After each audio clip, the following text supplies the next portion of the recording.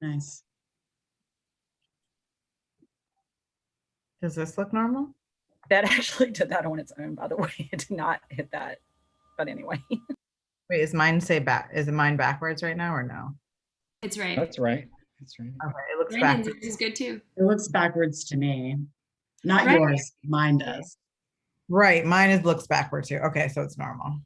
Okay, so we're good. We got this, y'all. We got this. We are, yeah, do we want to pin ourselves? Lisa, I think you're the host, right? Do you want to pin the panelists so that we can, oops, did I just pin everybody? Oh, yeah, I can, I'll do it right now. Okay.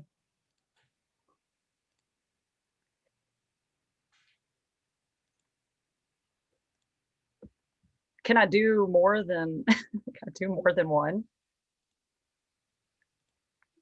Does that look right to y'all? I don't know. Can I pin more than one person? You try. Okay. Yeah, I think you can. Okay. Kristen, did I pin you? Where are you? Oh, there you are. Okay. How's that? There you go. Okay. Sorry.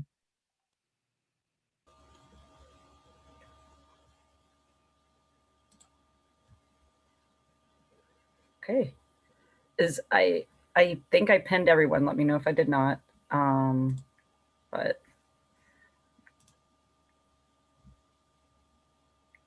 or people can just also fix their screen to speaker view. But I'm sorry, I think I pinned everyone. Like the whole meeting. No, I mean, like, no, actually I was gonna say, I see Kristen's it says pin, but I don't, but when I'm looking at my screen, it looks a little different. So No, it looks good on my side. it does. Okay. Sorry, I'm seeing it a little different, but yeah. Like we haven't had a year to use Zoom. I'm still learning things about Zoom. Well, I never knew about the pin. There's so many things I didn't know. I mean that truly seriously. Awesome. Sweet, y'all. Whatever y'all want to do. I mean, people are still pulling up. So in like 2 minutes, we can get it going.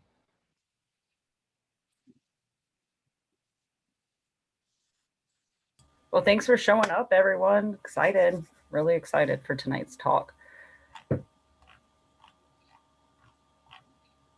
We where's should your have some like camera?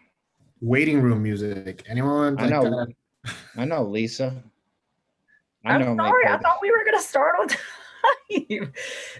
I didn't expect for this like silence. I didn't. Did you forget this is a people of color organization? We do not start on time. Even when everyone shows up on time, we still don't start on time. we're gonna raise that question. We're adding that question to the agenda now.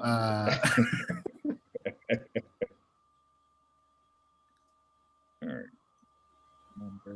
As growing up into, when you meet more folks, it is funny that Aaron Hughes. How are you, my sister? What's up, everybody? Hey. What's up, Khalil? What up? How's it going? Being Black in America.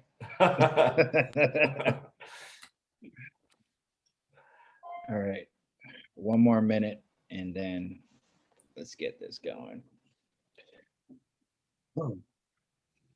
Kitty, I just enabled the waiting room so people can just join and leave whenever they want. Make it easier for you. I mean, I'm not talking tonight. I mean, other than right now. So like, you don't need to make it easy for me, but thank you, Lisa. You're welcome. Awesome. All right, 8:05. Let's do it. Speaker view. So welcome everyone to tonight's town hall.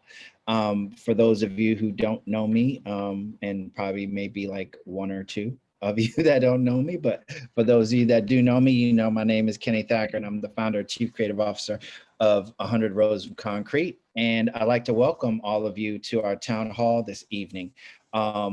The team has been working really, really hard on this special, very, very special town hall conversation that we need to have as family, as friends, as human beings. So it's very important that we definitely listen with an open mind, learn from our friends and family on the call today. But also leverage the information that we're going to gain from these wonderful panelists that have joined us here tonight and given their time to be with us here tonight. Because in the spirit of 100 Roses from Concrete, you know, we connect, collaborate, and grow.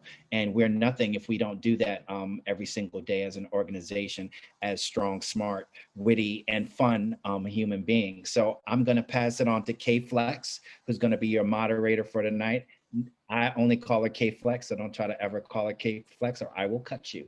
But K Flex is going to take it from here and enjoy the evening, ladies and gentlemen. All right, thanks Kenny for that introduction. And thank you all for joining us tonight. I know that we've got folks in LA, we've got folks in New York, so everybody's joining us from different parts of the country, and we're really excited to be here. The purpose of today's panel is really to have an open dialogue about allyship, particularly between the Black and AAPI community. I'm going to give you a little bit of context, although I'm sure you all have can't get the memories out of your head, but in the first 3 months of this year, there are at least 2,400 hate crimes against Asian Americans and Pacific Islanders.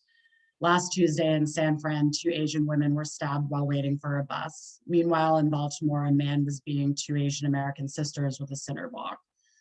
All these people were killed by white supremacy. Black people in America are no stranger to hate crimes. There were more than 2,000 lynchings of Black Americans during the Reconstruction era. 100 years later, 14-year-old Emmett Till was murdered allegedly for flirting with a white woman. Fast forward less than 50 years, and James Byrd Jr. is dragged to death behind his car. While the perps at each incident may look different at first glance, the true blame lies on white supremacy. Media outlets like NBC and the LA Times have shined a spotlight on the so-called tension between Black and Asian communities. But don't be fooled. The tension that exists is a false narrative rooted in white supremacy that we're here to talk about today. It is white supremacy that created segregation, policing, and a lack of resources in low-income neighborhoods. And it is white supremacy that led to the creation of the model minority myth. All these things have driven a wedge between Black and AAPI communities. While Trump's racist rhetoric aggravated the strain, it was, according to Vox, it was white Christian nationalism more than any ideology that has shaped xenophobic and racist views around COVID-19. And with that, I want to introduce you to our panelists. In no particular order, first up, we have Pam Yang. You could throw us a wave. Through coaching, speaking, and workshops on career development, AAPI, immigrant experiences, and DEI, Pam helps people achieve their own versions of success by building careers they can be fulfilled by. Next, we have Brandon Solis, Director of Communications Strategy, DEI moderator and panelist at Ad Agency 11, Inc., and co-moderator at the Clubhouse group Shop Talk, co-creator of The Good Alarm, and mentor at MAIP and We Are Next, currently located in Oakland, California from San Diego, and has lived and worked in New York and Paris. Say hello to Brandon. And then next up, we have Hyatt. Hyatt has spent her 12-year career with the content marketing and ad sales space, working for media companies such as AOL, Business Insider, and USA Today. She's passionate about politics, social justice, traveling, and being Black, among other things. She's excited to make her panel debut discussing topics that are near and dear to her heart, allyship and ending white supremacy. And then we have, last but certainly not least, Stephen Pham. Stephen is a creative director at Tinder. He's from San Diego and currently lives in Pasadena with his partner, Jeffrey. He's a graduate of Art Center's advertising program in CSULB theater design, where he served as a president of Alpha Phi Omega, a community service-based fraternity. He's a first-generation queer Vietnamese American and goes by he, him. I'm Kristen Collins Jackson. I am your moderator for tonight, she, her, and I'm going to dive in because we've got a lot of content that we want to discuss. If you have questions, feel free to put them in the chat and we'll get to them afterwards in our Q&A. So, despite having the highest median income of any racial group, Asian Americans also have the largest income gap of any racial group. Can you tell us about the model minority myth is harmful to the AAPI community specifically? But first, wait, let's back up. What is the model minority in your own words? Pam, you want to take this? Sure. First, thanks for joining us, everybody. Really appreciate the time on a Thursday evening.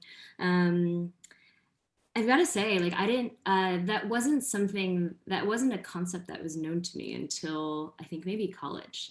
Because I'm a Chinese, first generation Chinese American, and within our communities, like that, within my community, that wasn't an idea or notion that like we shared or talked about. But as I almost feel like I learned about it in an academic sense first.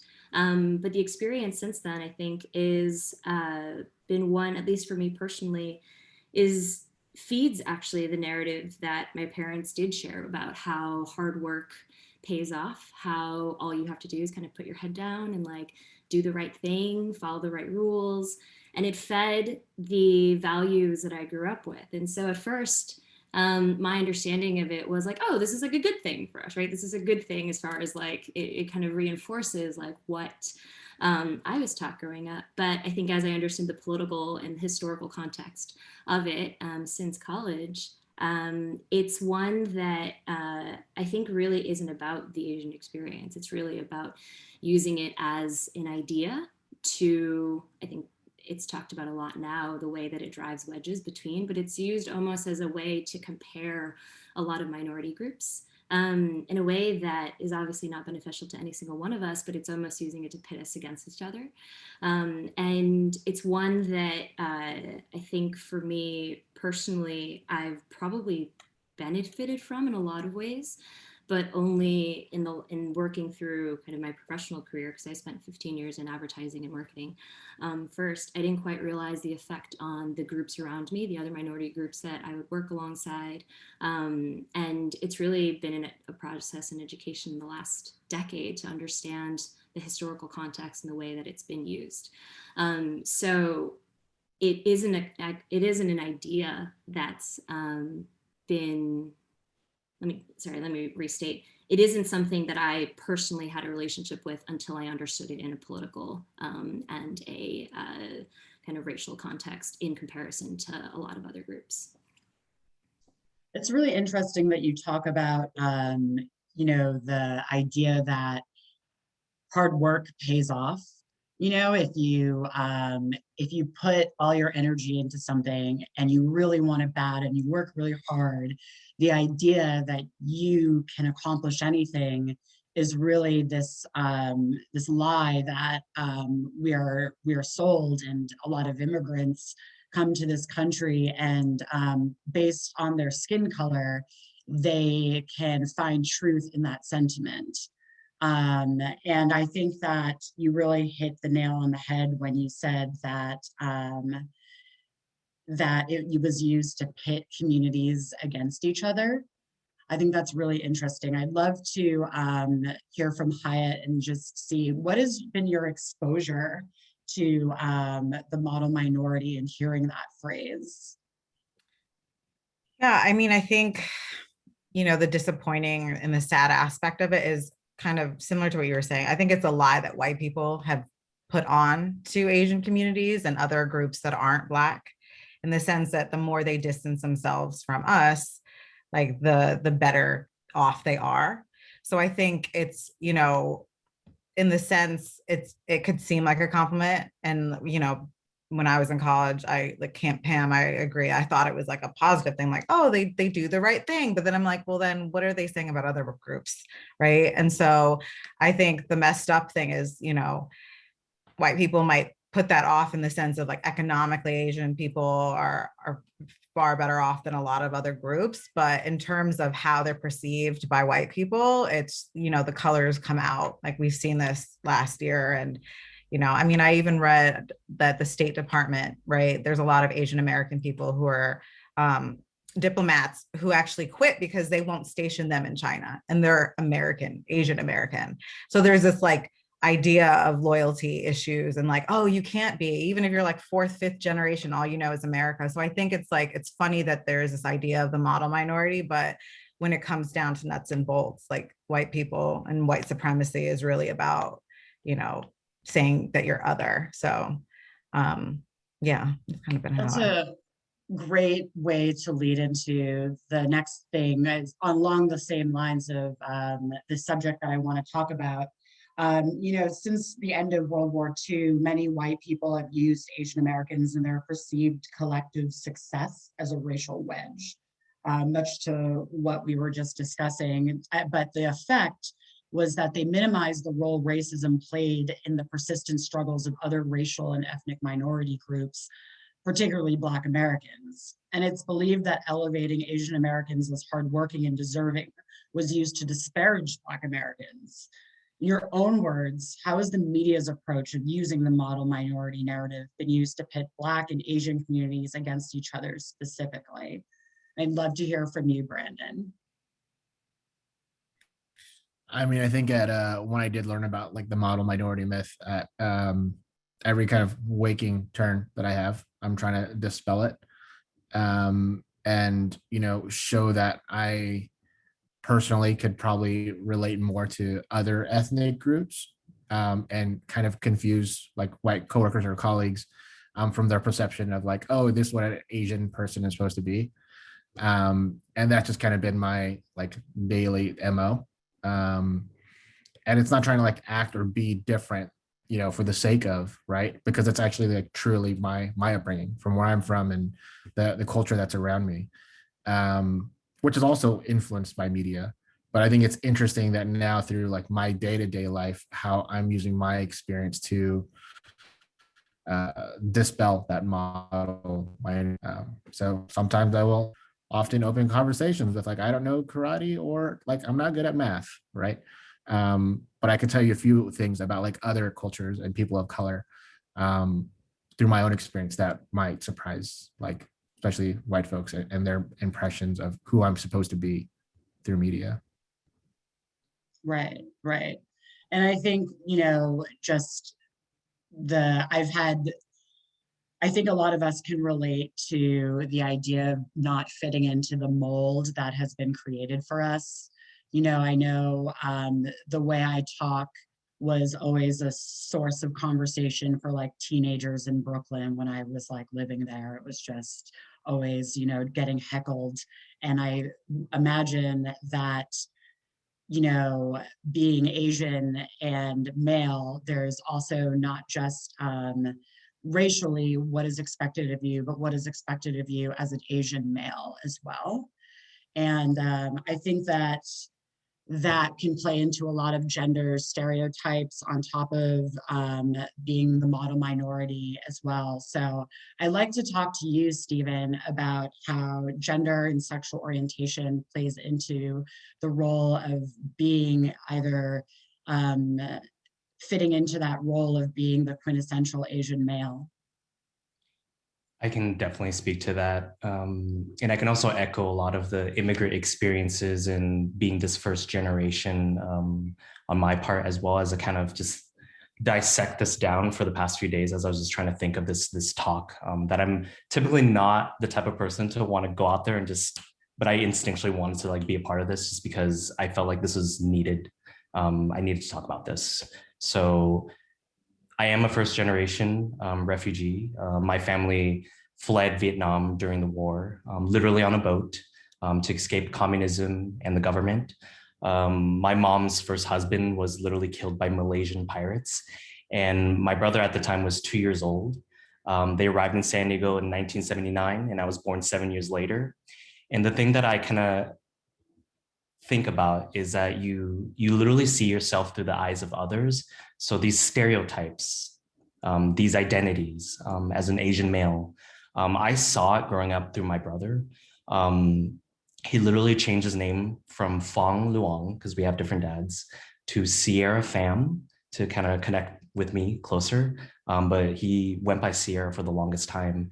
And he was literally a football player in high school, a star. He got injured, all for what? Like to play, to essentially prove his masculinity. Granted, he's also really short. He's like 5'5", so he's much shorter than me. But he was also homecoming king, and he really had to assimilate during this entire era of his life. And he basically needed all the accessories of heteronormativity and masculinity to just survive. And for me, like most queer kids, I was very artistic and very sensitive. And he tried to teach me, he tried to protect me by teaching me football and baseball, even though I was terrible at it. He would take me to baseball games, even though I was really there just for the music and hot dogs. And for me, just kind of even going back to Brandon, your experience, academics was not my strong point at all. I was not a straight A student. Art was the only thing that I was truly good at. And even thinking back to just like pop culture, like I knew more Mariah Carey than I knew math. Like there's so much of that really shaped my identity just kind of growing up. I kind of thought back a little bit to this whole experience, and I felt like our parents and my brothers and sisters growing up, they were all about survival, assimilation, and just security, where I was basically looking for purpose, equality, and just belonging. So I got a lot of my information from just like the representation that I was exposed to. Like my parents, you know, they literally were exposed to just like gang and rapping through music. And on my, you know, I can only imagine the rest of the world probably thought of me as, or you know, the Asian identity side of me as the Bruce Lees and the Jackie Chans of the world. But I literally digested French Prince of Bel-Air, the Family Matters, all that, Kenan and Kel, like those were like literally my shows. And I didn't really realize it until later in life that none of my story was being told. I was literally just an extra in a lot of these shows. So I think that has a lot to do with just the idea of like erasure and invisibility. That's kind of been so far, yeah. That's really interesting about, you know, how there's a part of you that was searching for this equality and this safe space for a long time, because I think that a lot of people who grow up as others, being the or only ones, grow up as like the only Black person, the only Asian person, the only queer person, you know, our priorities are a little different when it comes to emotional safety. But I'd love to also talk to you about how you've seen this model minority narrative used to pit Black and Asian communities against each other. If there's anything in your, you know, upbringing or your experience that you've seen. I know Stephen was talking a lot about what it was like from an immigrant experience and how people are going to perceive you and those stereotypes. Can you talk to me about some of those stereotypes from the Black perspective too? Yeah, I mean, I think I also had, you know, I'm first generation, my parents are refugees as well from Eritrea. And so my experience wasn't necessarily like the regular African-American experience. So for a lot of, I kind of experienced similar to that model minority in the sense that I've seen that firsthand from African and Caribbean immigrants, where there's like this distancing and kind of a sense of like anti-Blackness. So in sense of model minority, I feel like it can kind of, like immigrants kind of fall into that category as well, regardless of where they come from. There is this idea and mindset of like, oh, okay, there's like Black people, and then we came here and we're different. Our cultures are different, especially when you're talking about, you know, my parents had to learn another language. There was like a huge cultural gap. So for them, they didn't understand it and they weren't exposed to it. And I feel like when you have those model minority issues or those gaps of like trying to distance yourselves, a lot of times what you see in a lot of Asian communities and other immigrant communities is like the lack of exposure with people. And I feel like it stems from an anti-Blackness rather than Asians against Black people. There is this idea of, you know, everyone's aware of the caste in America, right? And nobody wants to fall into that category of being like, hey, I don't want people to look at me like I'm lowly. And if you come in, you know, historically, people have come from other countries and, you know, they had it really bad or they might have been discriminated in their other country. But when they come here, they're like, oh, so the rule book is that Black people are at the bottom. So if we can do whatever we can to crawl up to the top or get a peg above them, like, we'll be great. We'll gain the favor of, you know, white people. And I feel like that's the idea of model minority is like, how do we get in the positive favor? And I think the same thing that drives Asians distancing themselves from Black people or brown people is the same thing that you're seeing in the sense of, you know, when there's a lot of xenophobia in the world, right? In the country. I mean, we had a bigot for a president for 4 years who was against everyone. Before we got to the Chinese virus, it was Mexicans bring their worst, you know, banning Muslims from, you know, majority Muslim countries. So I feel like there's that at the key of it is like the xenophobia, because, you know, you kind of mentioned it in your intro, Kristen, in the sense that like, these white Christians are saying like, this is the purity, right? This, you know, knowing that they were immigrants coming from other countries, it's okay if you're white.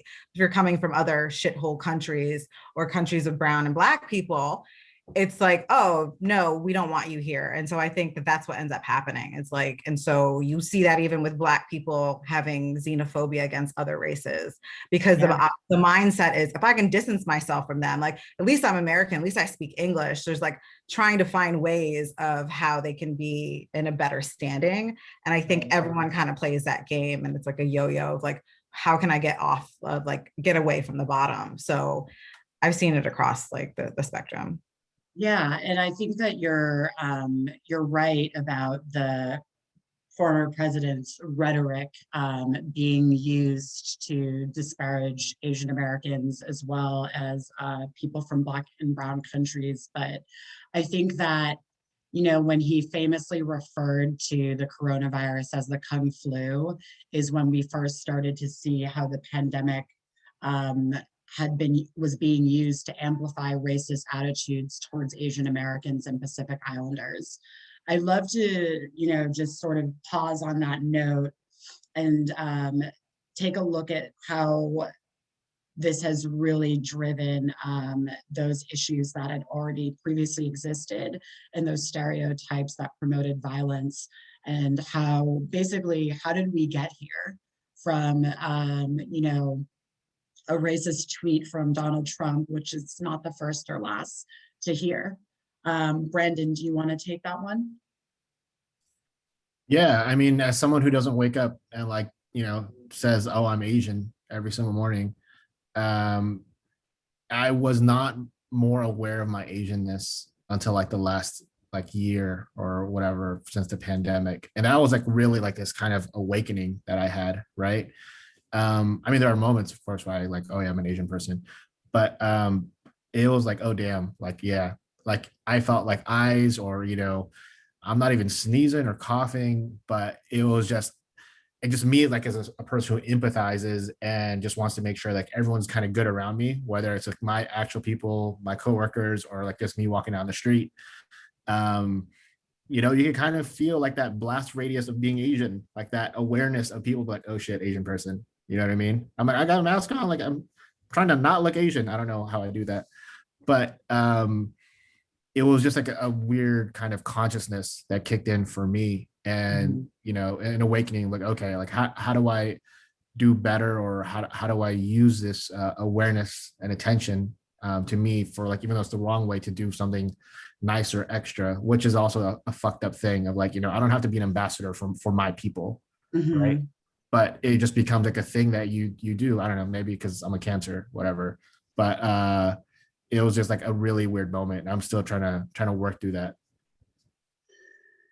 That's interesting. So yeah, I can only imagine what it's like going through the experience of being an Asian person in America during all this violence, and on top of that, being a cancer.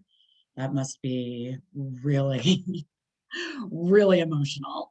So I would love to hear from you, Pam, and just see how you think that we've gotten here from a place of, and I don't know if you can ever call it innocent racist rhetoric, but do you mind talking about how, in your experience, you have seen the pandemic amplify these issues of hate in the community? Brandon, I'm with you. I'm also a Cancer, so I feel you. I've got to say, I think I've been pretty fortunate. I haven't had to witness any of it firsthand. But what I can speak to is the very new, constant, unrelenting, anxiety that sits underneath, my everyday, whether or not I go outside, right? Even if I think about going out, even if I don't actually go outside, and just the thought of going outside is just okay, how many things do I have to factor in? What do I need to bring with me? Do I have to bring my pepper spray? Do I have to bring my alarm? Where am I going to put it? How accessible will it be? I've also noticed the way that affects how I interact with people in the street. And even though it's been COVID, I'm usually somebody who tries to make eye contact in the street and smile at people. And, if anything, give a nod or something, just to acknowledge our humanity. And especially in COVID, that's something that I've tried to do more of, even with our masks. But I see how I've adjusted even the distance how close I walk to people, COVID aside, but I will walk around a lot more groups. I will make sure if I'm on the subway, my back is to something, right? So all these things that I've started to adjust in terms of behavior. And I kind of want to just focus it on a positive, which is the empathy that I've been able to add around the Black and Brown experience, which I didn't have before. And it's not to say I couldn't imagine what it was like being Black and Brown in this country, because there's so much information out there to educate yourself. But that constant recognition around whether or not or questioning whether you belong in certain spaces, in certain institutions, how you're being judged or evaluated, how that can affect then your personal health, your mental health, your physical health. Mm-hmm. I mean, for a lot of kids in our country, they're growing up with that from age 4, 5, from the time that they're so young. These are things they're very cognizant of, and I've been so fortunate for that to not be a thing that I've experienced until later on in life. Because I think a lot of Asian racism often falls into this, for lack of a better word, casual bucket, right? Mm-hmm. And the times when it has made national news, and the thing that comes to mind for me is, I'm a sports fan, so when in the World Series and the Astros played a couple years ago, and Commissioner Manfred had the opportunity to suspend a player for doing the slanted eyes in the dugout at a pitcher, and he didn't. He delayed the suspension till the following season, even though it was the World Series. And there was some public statement, but that was kind of it. And I was I think back to those moments, these really there haven't been that many public national stage moments in which racism against Asian people have been front and center. And I think so often it's okay, well, that wasn't so bad, right? And it falls in this category of okay, but no one died, or Right. no one was injured, even injured, no one wasn't that badly injured. And so it's looking back, I'm it is a constant battle day in and day out to make sure that where you see it happening, you're trying to nip it in the bud, whether it's a comment that a friend is making, whether it's a microaggression that you're witnessing. It's how do we start to think about the behaviors that add up to something that happens then in Atlanta, right? That builds up to something of that scale. So I know I touched on a couple of things and I didn't fully directly answer your question. No, you did. You did a great job with that. Thank you, Pam. I really appreciate that. And I think that when we are talking about empathy, right, it's you've always, from what you said, it was something that you always kind of understood and, you know, had a lot of emotion tied to how Black and brown people were treated in this country. But now having that piece of being like, wow, now I know what it's like to think about race, not on my own terms when I don't want to think about race.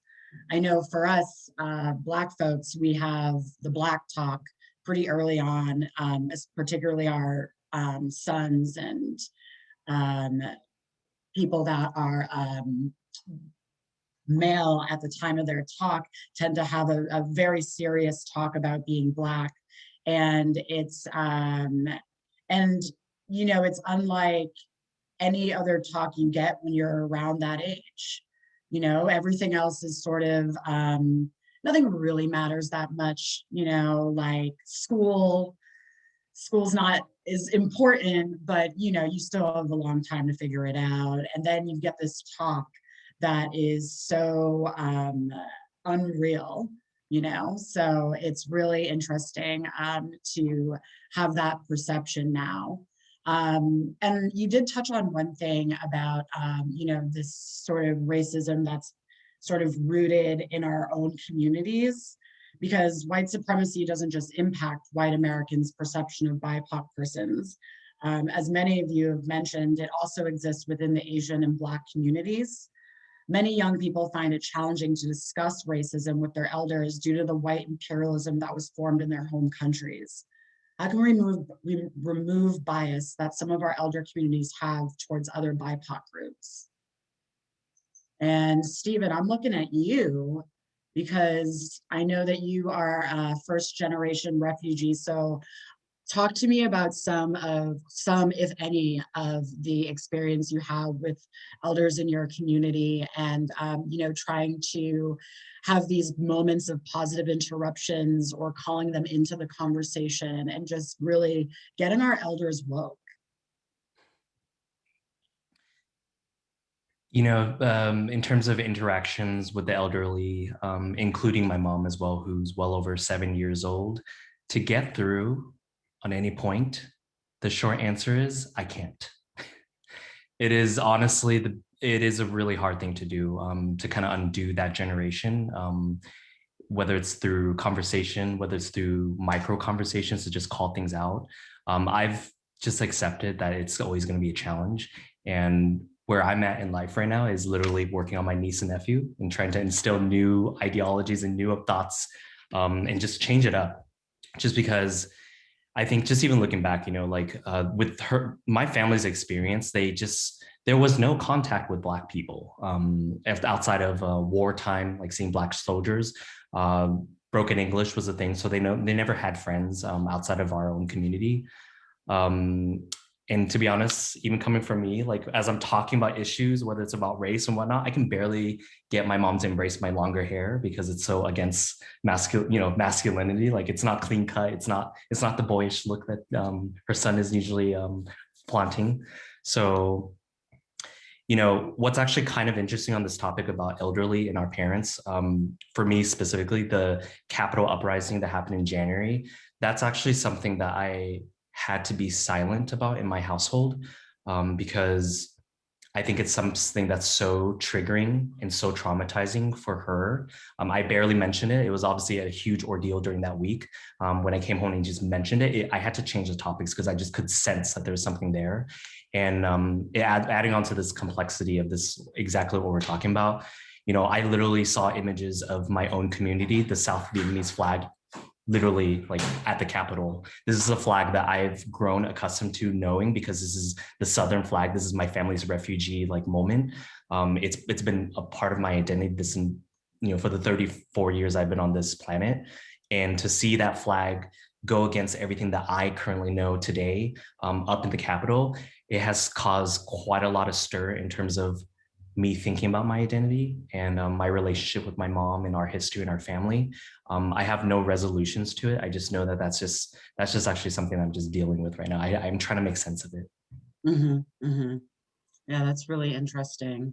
And I think that for a lot of people, especially from older people from communist countries, you know, when they hear the conservative viewpoints and they hear that like the other side, the leftists are all communists, and they think about what communism did in their home country, that's something that they would, you know, give their lives to protect their what they've worked so hard for to be taken away from them.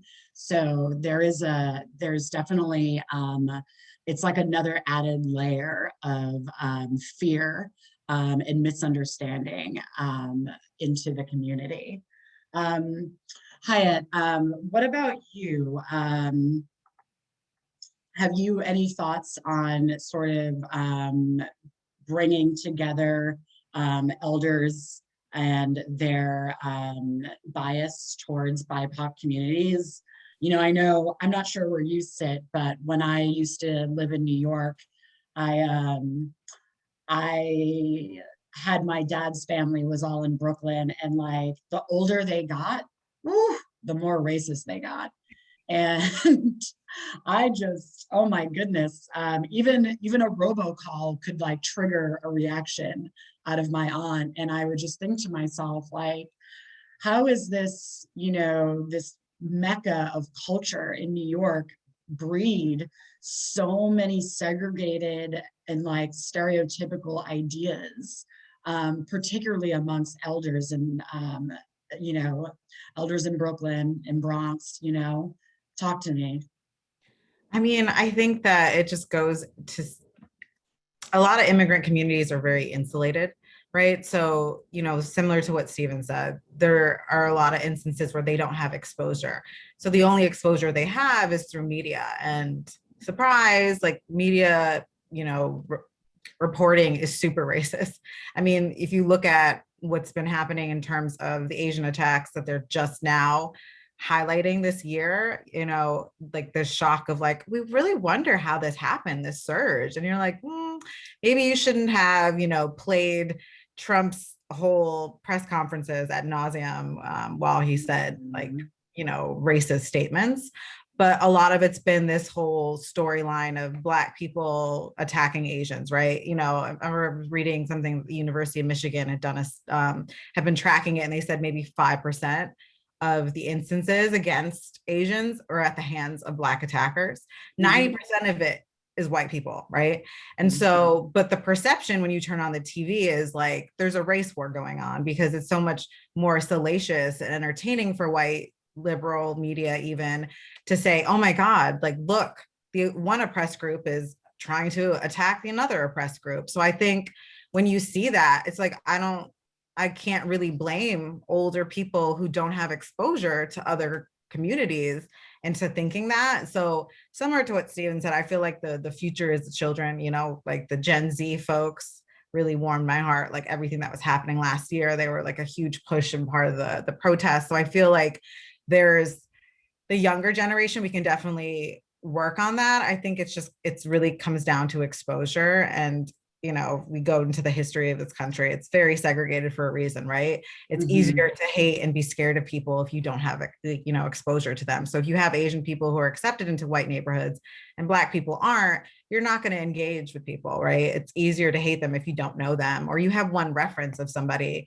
you know, you go off of that stereotype. And so I think it's really about, it might be hard to reach people because of, you know, language barriers, but I do think you know, educating folks that are younger is really the key, or asking people to go, you know, do what Stephen's doing, right? You know, you try within your community, all you can ask is other people like, hey, this is what we're asking white people, right? Last year, like, you know, how do I like dismantle white supremacy and white racists in my family? You know, white people are asking, it's like, have conversations with your racist uncle, you know, and be like, hey, like, why do you feel that way? And that's not right. So I think that's where like, that's what I would say would be the entryway of kind of starting at home and talking to your loved ones about it. And then really just hoping that younger folks are more aware of it and that the racism doesn't kind of carry on through generations. Awesome. Thank you so much, Hyatt. And I have some exciting questions to get through, and I only have 16 minutes. I'm also not good at math, but I'm sure no one thought I was. But I I'm thinking that I'm going to have to plow through this stuff. So I'm going to ask our panelists to be super succinct, and anyone in the audience, if you have follow-up questions for them, please put them in the chat and we can dive into some more discussions. I think, Hyatt, you kind of brought us to this place of, you know, the way the violence has been revved up towards Asian Americans. I feel like it's not lost on us that the foundation to have these conversations in the workplace and within our friends and our diverse communities has been started from the Black Lives Matter movement. And after several lifetimes worth of police shootings, Black Americans once again ignited that conversation around systemic racism and police brutality.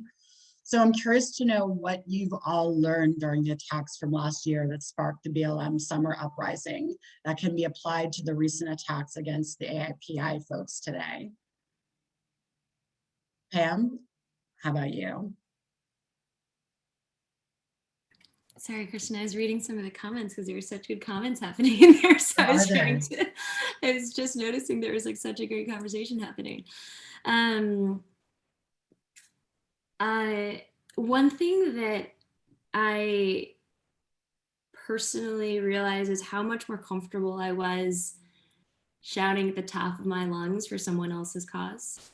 And I know that that's not necessarily like a direct learning from the movement, but that was something that was interesting that I noticed, where like I did a lot of bike protests, walking protests, volunteered, and I felt so, I don't know what it was, but it felt like I had more permission to fight on behalf of like Black lives and brown lives than I did on behalf of all the things that were happening in the Asian community. And that's still something I've like had to work through and unpack.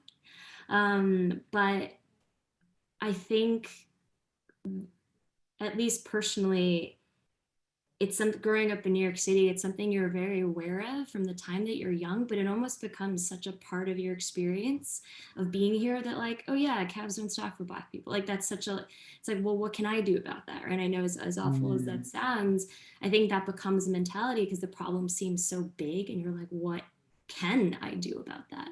And this past year, I spent a lot of time thinking about, okay, what can I do, right? Day in and day out.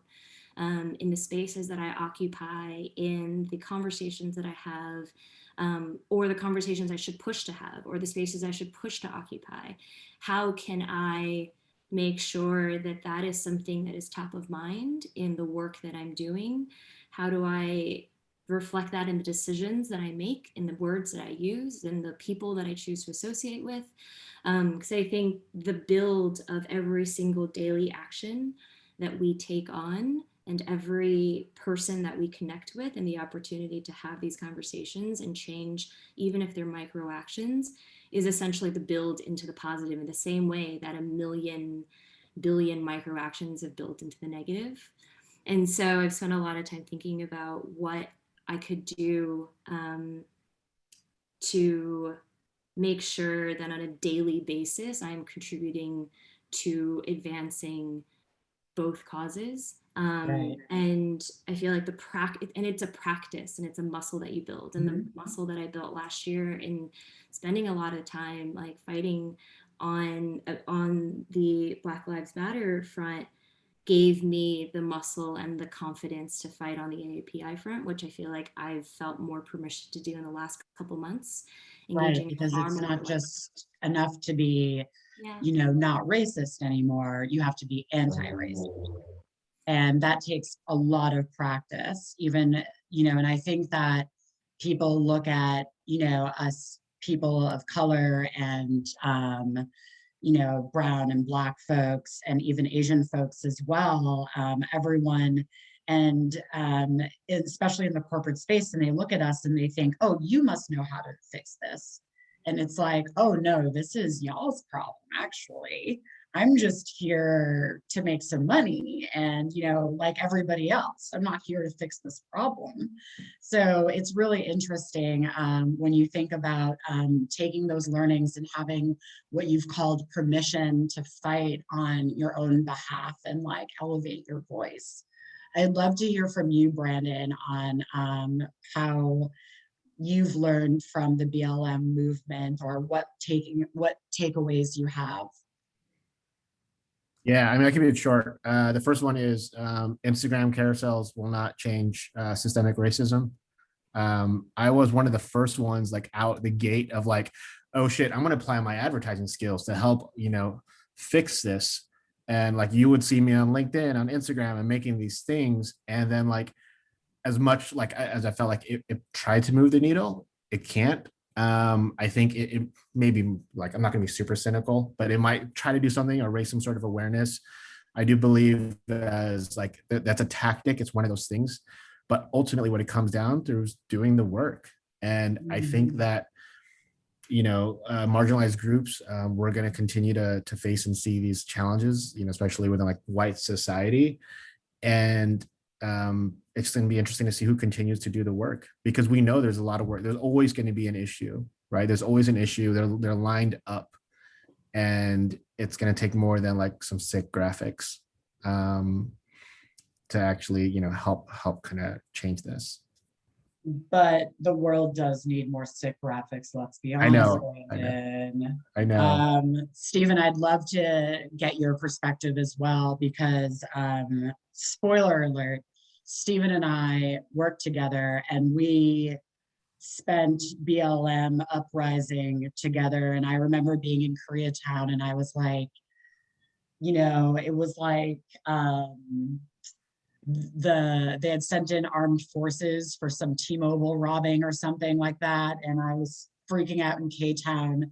And I was like, I may need you to bust me out of here because I don't know what's going to happen. And then we lived through the Capitol uprising together.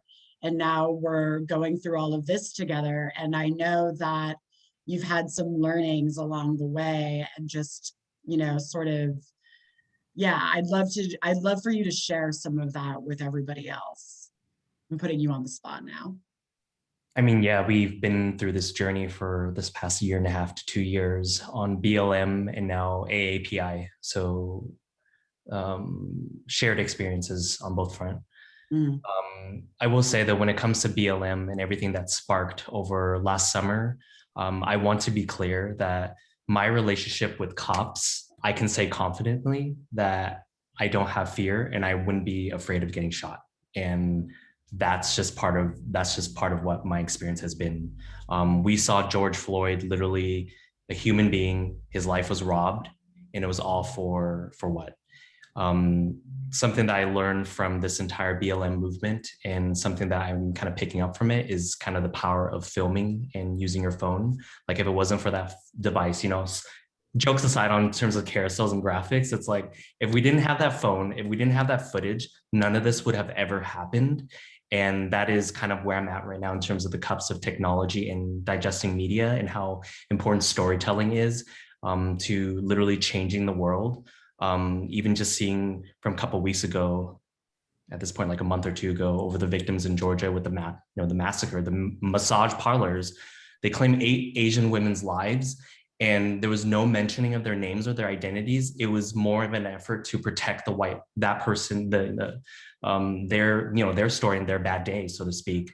So stories and representation matters so much, and it literally took influencers tagging CNN to even get a single story in literally the headlines from a couple months ago.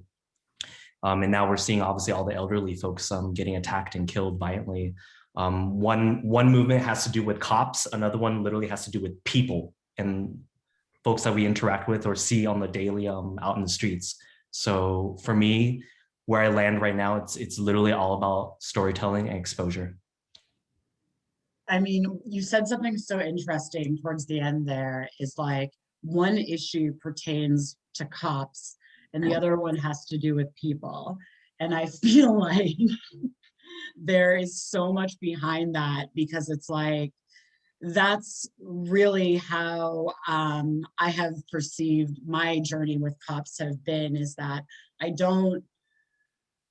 look at authority as being different from just everyday people. I look at authority as being this other entity where almost the humanness has been removed because my humanness is removed to them. So they don't look at me as human, and I look at them as being this authority that like I have no power over, no agency over.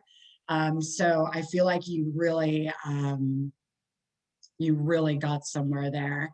And I also want to ask all of the panelists this one last question.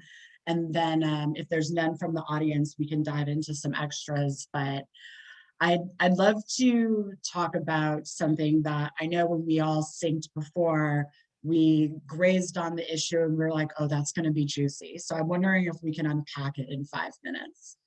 So scholars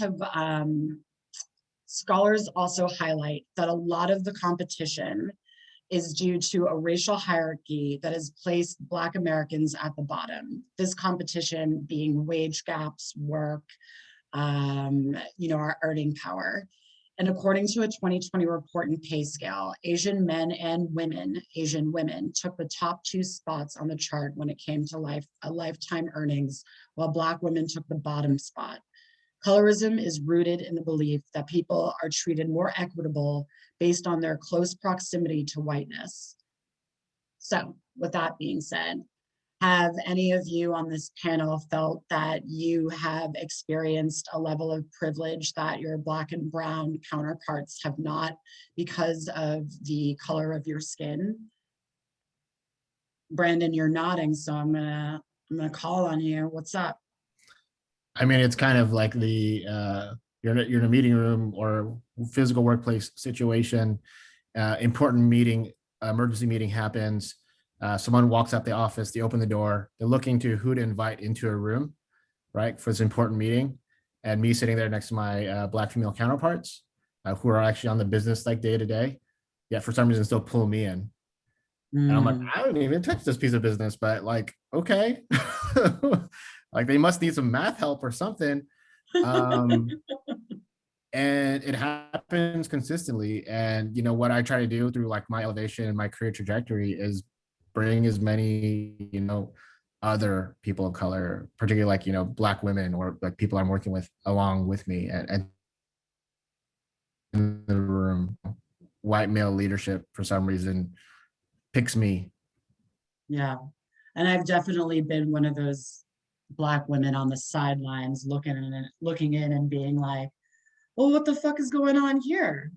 Who's that guy? How come he gets to do that? So I appreciate you bringing that to light. How about you, Stephen? Or Pam, dive in, guys, because I'm going to ask all of you. I mean, this is kind of the experience of just in the work environment. Like, they are no longer microaggressions. These are like literally overt things that are in your face when it comes to like literally microaggressions in the workplace and kind of this hierarchy.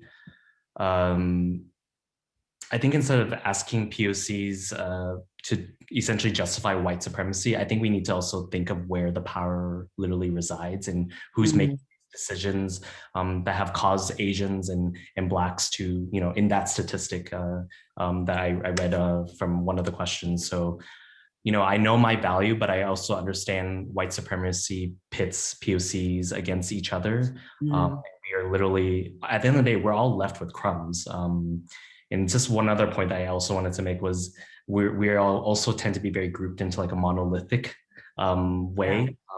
There's literally 30 different nationalities and languages and cultures, and a Cambodian Vietnamese person's experience, whether or not in the workforce or not, is going to be different from someone that's, let's say, from Japanese, much longer. So that is a little bit of a nuance that I would love to just kind of like state, as in, we're all always grouped and always say like, oh, Asians, I totally get that. And there's a sense of community and that it's kind of newfound here, but that is something to really acknowledge, is that there's actually even so many diverse, we're all Chinese to everyone else in this world. So I just want to put out there as like, that is one big statement. Stephen, so I've got a couple quotes from you today. I have, my story was never told. I was always an extra in someone else's show. And then I also have, where the power resides, we're all basically left with crumbs anyways. And I'm loving it. I'm loving the energy that you're bringing to this subject, because a lot of times it is used to pit us against each other. And even within our own little communities too, it's like, oh, I'm the only Black girl at a company. And then all of a sudden they bring in this other Black girl, but she's light skinned and talks better than me and has better hair than me. And I'm like, oh, well, great. Now what? And now what are they expecting of me? And all of these things run through my mind. And at the end of the day, I have to sit back and be like, oh, that's just white supremacy rearing its ugly head again, that I suddenly feel that I am less deserving of being in this space because somebody lighter has come into it. Or, there's so many examples we can think of and how colorism plays into the way that we are sort of pitted against each other. Hyatt, talk to me a little bit about this too, because I'd love to hear from you from, getting like a Black perspective of, experiencing any type of being overlooked from other races, or maybe you've experienced the reverse and it's been like, well, no, actually the Asians at my job are treated just as poorly as me. Yeah, I mean, I think I've had, a couple jobs ago, there was a good, number of Asian people that worked at the company. And, I remember going out to lunch with one of my colleagues who's Vietnamese, and he's just like, I think we do a really great job with diversity. And I was just like, there's like 2 Black people, the whole company, including myself. And he's just like, well, I feel like there's like a lot of Asian people who work here, and I feel like there's really great diversity. I'm like, well, because you see yourself. And I think that's why, it was a tech company. So it's like, there's a lot more Asian people at tech companies compared to, I think Slack released numbers recently, which is like abysmal, the number of like Black tech people that are at those companies. And, I kind of lovingly went off on him. And I was just like, diversity is like, I'm like, we have no Latinos, like Latinx people in this, like there's not South Asians here. We don't even have one Indian person that works at this company. I'm like, there's 2 Black people and there may be like 15 Asian people in this whole company. The rest is just all white. And, he walked away, and I remember a couple of weeks later, he came up to me and he's just like, I was really thinking about what you said. And I realized that, you're right. Like I saw myself, and I've thought there's no problem with this because I see like that Asian, like 2 Asian people in this department and 3 Asian people in that department. But I realized we do have a diversity issue. So I think for me, that was like one of the moments where I realized that, there are differences between races and representation and how they feel like, oh yeah, there's enough of us here. But like, as a Black person, I'm like, I see no brown people, I see no Black people. So there is that nuance of understanding like, and privilege in the sense that like, there's always going to technically be more representation from Asian folks than Black people, and just kind of being more cognizant of it, because sometimes they can feel like, oh, this looks okay to me.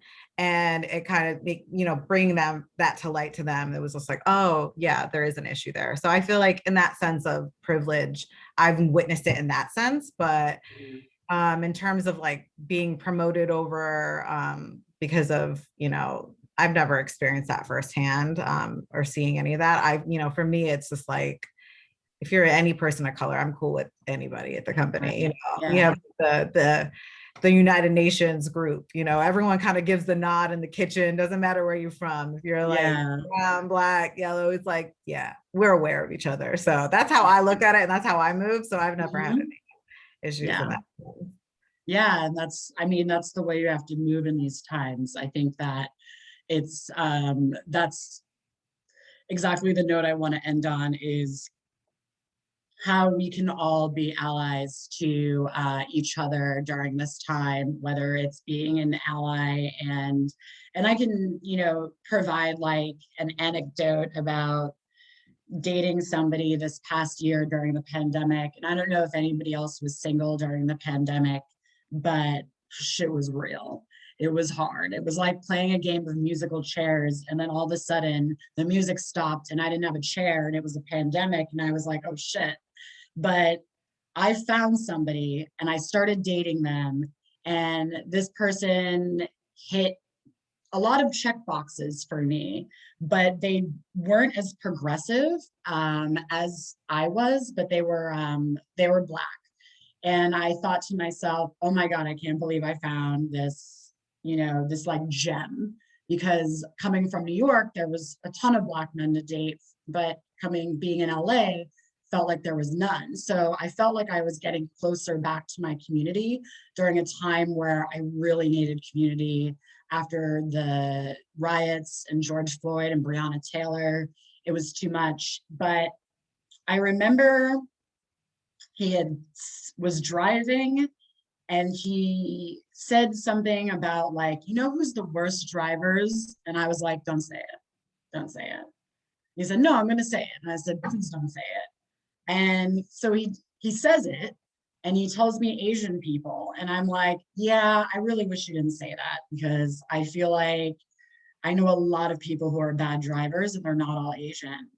And it became a thing where I realized I was letting this person, I was having a hard time with this person that I adored and their lack of exposure to other Asian people. And being a person of color, I wanted to give them the benefit of the doubt. I wanted to be like, you just need to be a little bit more woke. You just need some exposure. You just need some of this.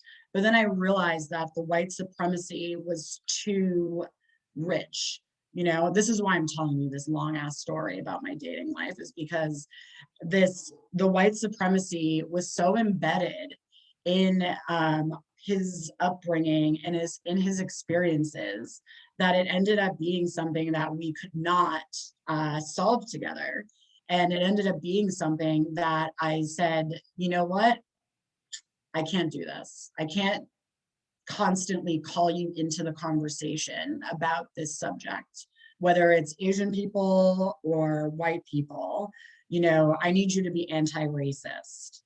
I don't need you to say the same rhetoric that is being said about other races by white people, or like to jump on that train. So I'd love to hear from all of you how we can all be allies, because I know for myself, when I want to call out, whether it's elderly people, whether it's people in my community, I have a hard time. So how can we use these opportunities to have positive interruptions, have people on our schedule, woke, ready to go, ready to fight.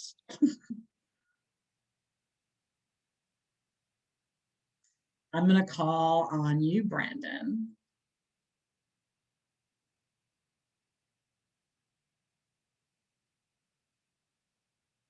Or is Brandon frozen? I think he's frozen. I think he's frozen. Hyatt, how about you?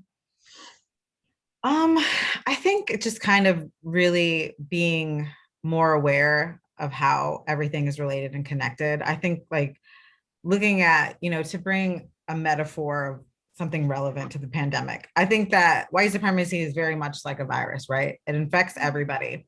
And imagine if the researchers and doctors were like, oh, there's this UK variant, so we're going to only create a vaccine for this UK variant. And then like the South Africa variant comes out and it's like, oh, okay, now we got to work and come up with a vaccine for the South African variant.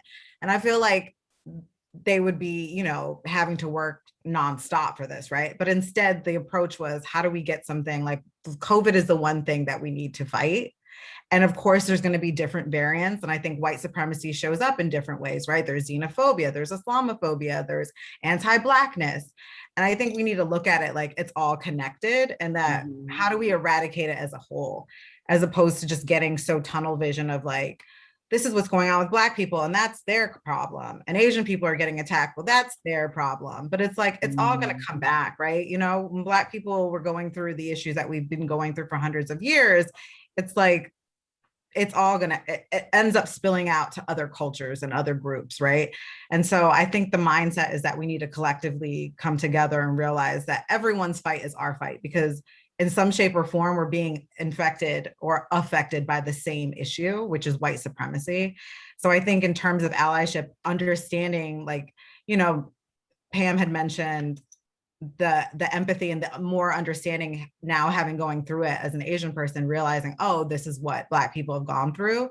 And I feel like we need to have more of those moments where we realize, oh snap, like we're fighting the same shit, right? And so focusing on that way we can show up for each other and just be like, we all got to fight at the same time. And for me, I think the best way things move is legislation. Like I think of like the civil rights movement, and it then sparking like the immigration of 1965 immigration bill that like removed the cap. And it was these things that kind of built off of each other. So I feel like if we all kind of look at it as a way of, all right, cool, you know, the anti-AAPI hate bill, it's like, how do we build off of that and keep that momentum, right? Because now these same assholes who were basically repeating what Trump was saying they're now passing this bill, but at the same time, it's like you're acknowledging that white supremacy exists. You're acknowledging that there's hate out there. So what other, you know, legislation can we pass in the same rhetoric to build off of that? So I think just looking at it as like we're all kind of interconnected rather than having separate individual fights. That's how we can really show up for each other and be allies. That's a really good point. What Brandon, I was talking to you before, but I think you were frozen. Do you want to end us with how we can be an ally to the AAPI community and Black folks as well? How can everyone be an ally, not just us? Yeah, I mean, for me, it is just like, you know, showing that you are being an ally. I think that's the biggest thing. I think within some of us, it is more natural to be an ally and to do the things that we feel like we know is right. But I think kind of generate that social proof for our own peers. So they know that people are a little bit more remiss or more shy or more afraid to visit or to empathize publicly or vocally or act. Show them that like, hey, okay, if any one of us here are doing something, then maybe that is my signal that I could do something also. So I think, you know, for us, I don't want to say we're speaking to an echo chamber here. I'm sure there's a lot of learnings and everything, but you know, we all have peers and friends and family members who are just like a couple feet behind us, right? So each of us have to show them and lead the way through our doing. And, you know, that's going to help, I think, encourage, that's going to give us that scale. That's going to help create more of that everlasting impact. Awesome. Stephen, any closing thoughts for how we can be allies to each other? I think the only way out of this is together. We just need to build a coalition, grow, and support our colleagues. I just have to say, I am so exhausted by all of it. I'm exhausted for everyone in this room and everyone in the community that has to continue. Why are we always fighting? We're always fighting. And when will it end? I don't feel like the light at the end of the tunnel feels that far, but it also feels very far at the same time. So yeah, I mean, I would say Americans literally made me like one yellow body and we all look the same, but kind of the learnings from today, it's like we can't be just grouped together. And as Asians, I think we also need to understand that model minority myth and how it works and our participation in it. At the end of the day, we're all human beings, and you know, it really took me many years to hone in on this voice. And I think the only thing you can do is just continue using all of our voices to keep spreading the message. That's great. That's really great stuff. I think being exhausted is real. That is real. I know that back in June, there were a lot of white folks that were exhausted too.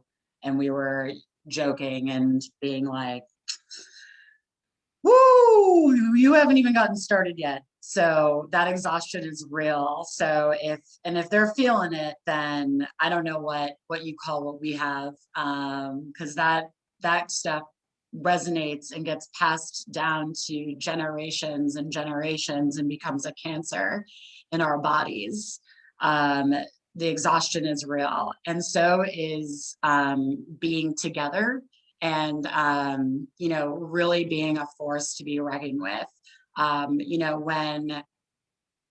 When somebody calls an Asian person a derogatory name, that's my fight. That's not really a question anymore, because it could easily be flipped and I could be called the N-word. So for me, I have been from the school of thought that, and I think Hyatt, you said it really great too, that it's like we all have to ride together.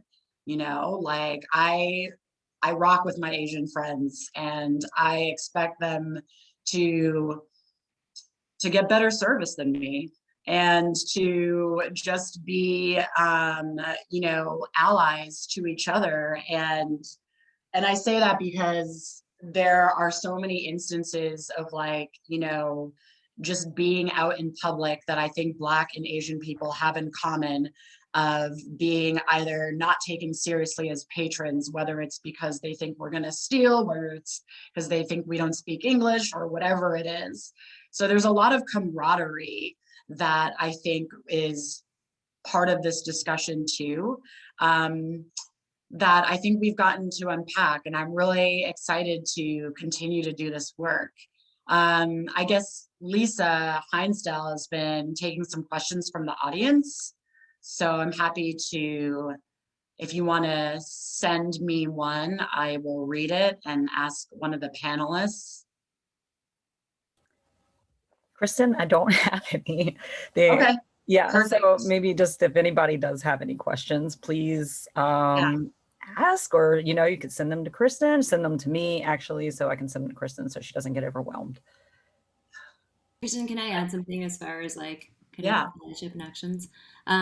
So I think, I don't know if all of us come from agency land, creative spaces, whatever it is, but a lot of us have been in the private sector, I think, for the most part. And that's been 15 years of my career, and I'm just learning what happens in the public sector from the policy side. I mean, Hyatt, you talked a little bit about the policy side, but there are a lot of actions that we can take. So I think sometimes the notion of racism is this massive thing. So there's tons of actions that we can take. There are policy initiatives, calling our senators, those are the day in and day out actions that are not fun. They're tedious. They're not sexy. They're not an Instagram post. They don't necessarily even make you feel that good because you don't know what the action is. Whereas posting on Instagram, sometimes you get these likes and you're like, oh, I did my job. But calling your senator and writing an email and leaving that voicemail is not fun, and it's not glamorous, and you don't know where it's going to go. But if anybody is interested, I've been collecting because I've been what are the actions? I've been compiling a list of things, mainly for my reference that I've been sharing with friends, but I'd be happy to share that if, Kristen, you want to share that out later. But I think beyond figuring out what the policy initiatives are happening in your state, both state and federal, what are the local community, activities that are happening in your Black and Brown and Asian communities? There are so many things that are happening in every city, every town, every state right now. So I think doing that research for everybody that is actively how do I be an anti-racist? How do I be an ally? Doing that work, that research work of what interests do you have? What skills do you have? Because there are so many places that could use that skill set, whether it's volunteer, whether it's an hour here or there. I've had the opportunity and the privilege to spend that time because I work for myself, and I've been able to invest more of that energy to do that research. But there is a lot of work that can be done, and each individual on this call right now has 30 minutes, has an hour in a week to donate, to invest in those things. And on a day in and day out basis, I think with our friends, I'm scared to have some conversations because I don't want to fuck up either, right? Around like the Black and brown experience, because I don't want to say the wrong thing. And I know that a lot of white people have said that too. But I think on a human personal level, there is the constant engagement, whether it's with our elders. I've seen a lot of comments in the chat around not knowing how to talk to our elders. The like, oh, I'm tired to have that conversation. I'm scared to have that conversation. We can have some of those moments, but I think if too many of those moments pile up, we then don't have those conversations. And so even if we are tired, even if we are scared, how do we keep pushing to have those conversations amongst our friends, amongst our coworkers? And there will be missteps and there will be discomfort, but I think those are the things that need to keep happening, because if we're all too scared to have these conversations, it's going to like be us tiptoeing around a lot of these things for a very long time. And if you do occupy a space of power, bring people up. Because I didn't get to respond to the last question, but Asian Americans, even though they disproportionately occupy like the white collar workspace compared to their population, they are also the least likely to be promoted. They are the least likely to occupy executive level positions and senior management positions, and certainly the C-suite. And so if you are in a position of wrong, Pam, I think along that level, it was something like Asian women were the least likely to ask for and to get a raise. And I think it was like something comical, like Black women were the most likely to ask for a raise and least likely to get it. And I was like, well, that is just so heartbreaking for me. And like, it's really, you know, about that bringing people to the table and, you know, saying like, hey, you know, like I'm a writer, you're a young writer. How can I get you here? How can I get you to where I am? How can I have you occupying more space so there's less white cis het mediocrity at the fucking table? And I think that's really what it comes down to, is that togetherness and like bringing each other into the room. And if there's nobody like you, who else is there and available? You know, if I don't, you know, I'm always trying to help out other Black folks, but, you know, I also am trying to help out my Asian folks and my Latin folks. And I think that it's really important that we are doing this together. I think all of you have hit the nail on the head there. And one thing you did say, Pam, that I thought was really interesting was that there are so many things that we can do and that are very tangible. And I think people are looking for you to share your resources if you don't mind. And here's what you do. You write your senator, then you take a screen capture of it, and then you Instagram it so that you still get the likes.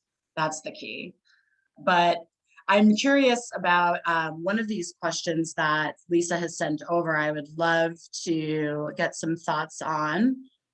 I've lost it now. Let's see here. How do we become fully integrated society? How do we become a fully integrated society? I feel like separating people by race, school, work, parts of town, etc., keeps racism alive. Thoughts? This is always a really interesting question, because I think, you know, and Hyatt, I'm going to look at you first, but I know that for Black Americans, we tend to thrive in Black environments.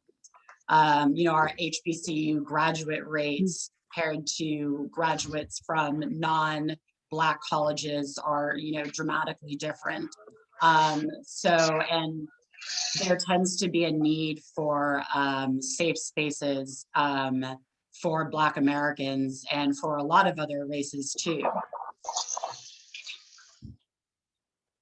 Oh, you're on mute, Kristen. I don't know how that happened, but I'm curious to see how you would answer this question in terms of separating people by race. I mean, not to get all like, you know, psychology, sociology, but I mean, race is obviously a construct. We all know that, right? That was created by white supremacists to divide us, right? I mean, we all came from Africa and whatnot, and we know why people have darker skin and people have lighter skin based off of melanin. But in terms of segregation, I mean, I think that's one of those things that are just institutionalized, right? That's part of the dismantling of white supremacy, like 90% of it, or like 99.9% of it's on white people. Like, we don't have the power to change that, but we need to be aware of that in the sense of how, you know, from redlining and all that stuff, education has all been like split. But I think, you know, living in a city like New York kind of spoils you, and being in a major city, whether it's LA or SF, you're exposed to all these different cultures, but a majority of the country is very segregated, right? You hang out with your folks in your neighborhood and you don't get exposure. So I think it's tough. It's a really hard question. I mean, I think being aware of it is one, just realizing how this country was systemically created to divide and pit people against each other. And then trying to just do the opposite of it, you know, find ways where you can be exposed to different cultures that you're not used to.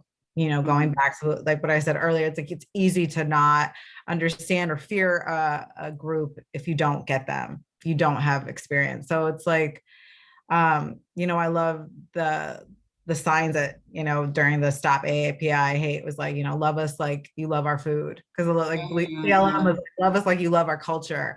But it's really like, all right, cool. If you're going to eat the food of that country, it's like understanding and learning about the contributions of different groups outside of yours. Yep. You know, like before coming on this panel, I did a lot of reading on different groups of being like, oh, wow, like Chinese immigrants came in the mid 1850s and they were responsible for building the transcontinental like railroad. And they went through a lot of stuff that, you know, Black people went through, in the sense that white people were really racist towards them, right? And it's just kind of understand the different contributions of people and what went through, like what other groups have gone through, kind of helps you stop looking at people differently and saying you're in this group and I'm in this group. But I mean, I think it's hard. It'd be like a wonderful wish to just be like, how do we get rid of all the segregation and, you know, people not coming together? I think there's benefits in coming together with your collective group. You know, Black people understand Black people, Asian people understand that in a different way. But I think, you know, always exposing yourself to different cultures is really key to that. Absolutely. And I think, you know, there are so many similarities, like you said, between Black and Asian cultures. You know, I feel like I'm on a team of Black and Asian people at work, and we're constantly just finding similarities between our upbringings. And, you know, I'm blanking on any of them right now other than buffets, but I'm sure we thought of plenty before.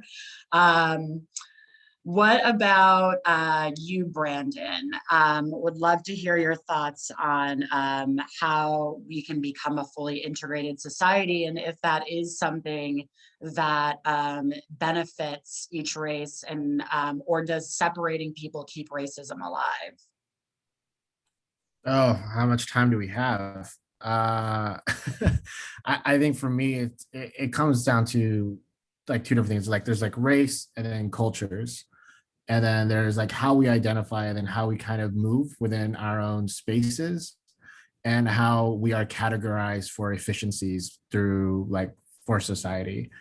I think those are kind of two separate conversations, but then they also are like consistently at odds with one another. I don't know when we say integration exactly like what it means, like melting pot, does that thing actually exist? I think, you know, from my own personal experience of being born and raised in Southern California, and what I could see is like a diverse type of community, but everyone is really in pockets. So we're close in proximity, but we're not truly integrated. Versus my experience of like living in New York or even in Paris, of like different cultures actually interacting with one another on a daily basis. Which is like a different type of integration. So I think there's like different like layers and levels to approach it. I don't know if there's an easy answer for it. Though I do believe like academically, there probably will always be a categorization that exists, right? What's called like the lumpers and the separators, whatever Darwin said. Because that's just how we as humans do things, right? Like a genre and a subgenre. But it's just whether or not those things are at odds with one another. I think maybe that's kind of the psychological turn that we have to make. Yes, that's a really fair point. I'm going to move on to our next question, because I want to be conscious of all of your time. Thank you so much, panelists, and everybody who's been hanging on in the audience. So someone sent this in, and I think that it's a really great question for us to cover. So they were reflecting on when they say Black and brown, as a Black person, they also mean Asian and Pacific Islander folks as well.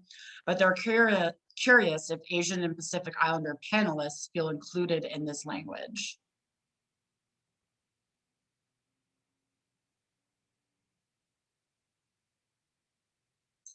Stephen, how do you feel about Black and brown? So just to clarify, so the question is grouping Black and brown together, same thing with Asians and Pacific Islanders as well? Yeah, when I think what the question is asking is if they say Black and brown folks, do Asians and Pacific Islanders, you guys specifically on this panel, feel included in that language?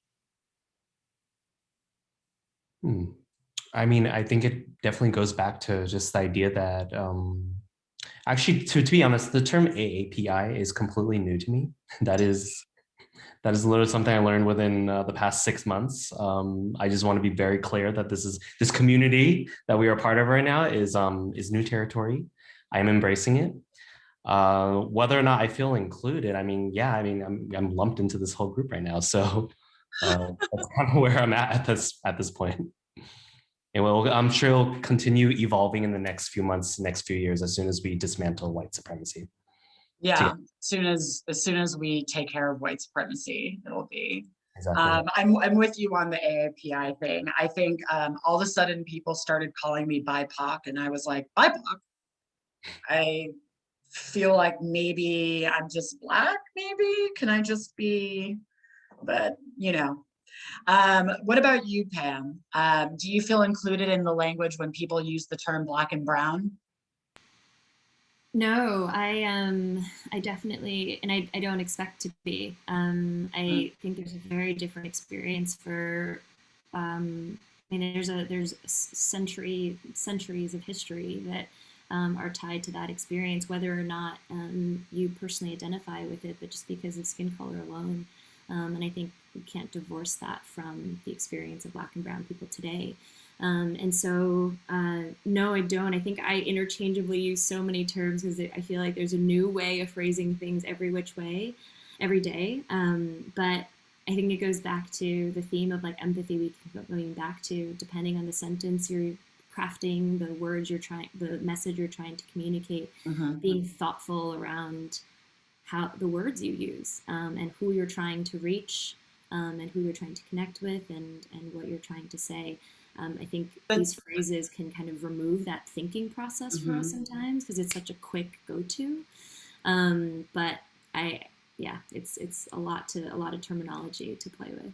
Yeah, it is a lot of terminology, and correct me if I'm wrong, but you, I imagine, are East Asian.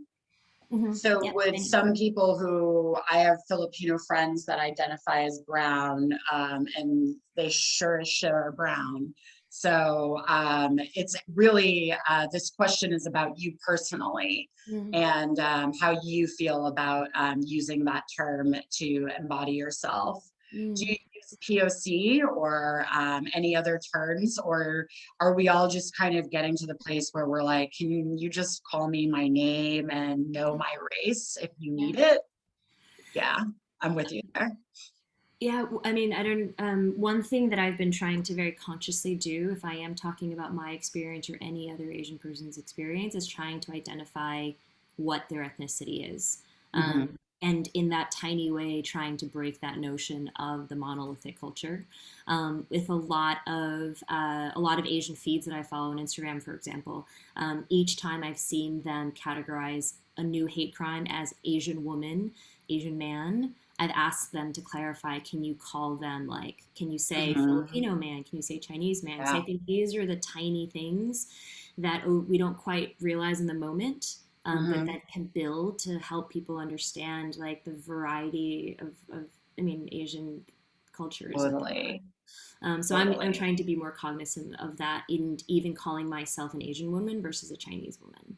I think that's such a great takeaway from this conversation is, you know, how we sort of, and I think that that's pretty common with a lot of races, but it tends to happen a lot more and more publicly in the media with Asian people. I've definitely noticed from writing for the media is that, you know, it's just like everyone's Asian.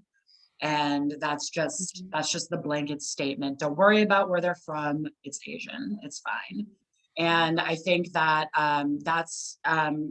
that's how we end up lumping everybody into these ideologies and stereotypes of what we think an Asian person is. So I think that's a really great call out. We are out of questions, and I'm sure our panelists are really feeling excited to do this work. And I am looking forward to any closing comments that y'all have. You want to take us home. If there's any, I know that we definitely want to get Pam's doc circulated.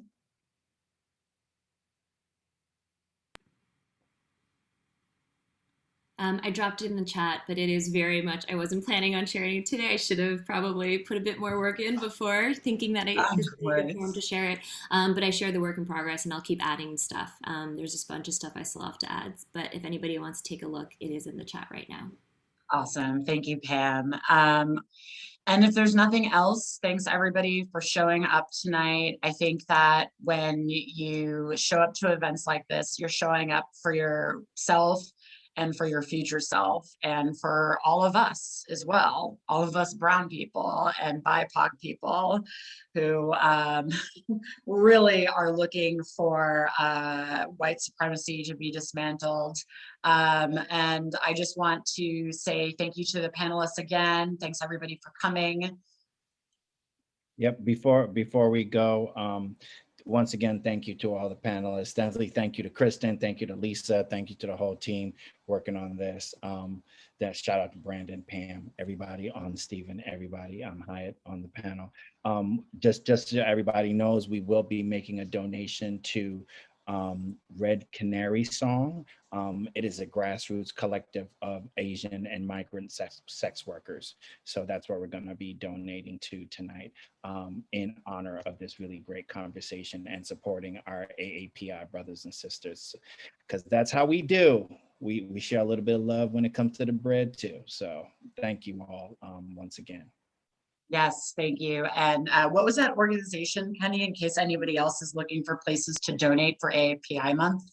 Yeah, I'm gonna put the place where we donated so they can get everybody's money. Yeah, So it's that's called, what I'm saying. redcanarysong.net. Redcanarysong.net. So you can donate there if you got some extra to share. Awesome. Thank you guys so much. This was amazing. Brandon, Pam, Stephen, Hyatt. Thanks for helping us stop racism today. Take care. Hi. Thank you, everyone. Bye. Thank you.